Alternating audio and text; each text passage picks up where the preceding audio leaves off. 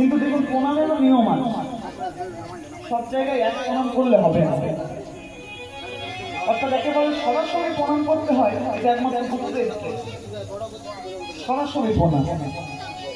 আর দেবীমা কালী বলুন, দেবীমা দুর্গা বলুন, হ্যাঁ, দেবাদিকে মহাদেব বলুন, এনাদের যখন প্রণাম করবে সর্বদা নিজের দক্ষিণ ভাগে রেখে প্রণাম করতে হবে। আর নিতাই গৌর যুগল, রাধাকৃষ্ণ যুগল, এখানে যখন প্রণাম করবে ভক্তি করবে তখন সর্বদা নিজের বাম ভাগে রেখে প্রণাম করতে হবে। এটা ভালো।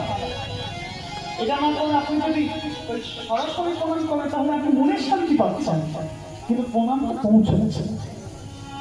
তা প্রণামের নিয়ম আছে। তা ভগবান শ্রীকৃষ্ণ চৈতন্য দেবেছে একেবারে শুয়ে পড়ে প্রণাম করে, যাকে বলছে অষ্টাঙ্গ প্রণাম। মানে সমস্ত অঙ্গ অষ্টাঙ্গ স্পর্শ করলো, অষ্টাঙ্গ প্রণাম। তা প্রণাম করে প্রভু উঠে দাঁড়ালেন, উঠে দাঁড়িয়ে শ্রীমুখে তিনি গাইছেন, শ্রীমুখে বলছেন, কি বলছেন? ও গো বনমিয়া কহে মা তুমি জগৎ মা, প্রণমিয়া কহে মা তুমি জগৎ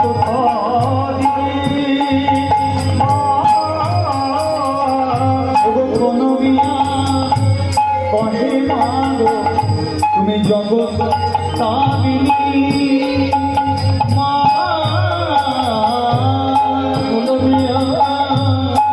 কহে মা জগৎ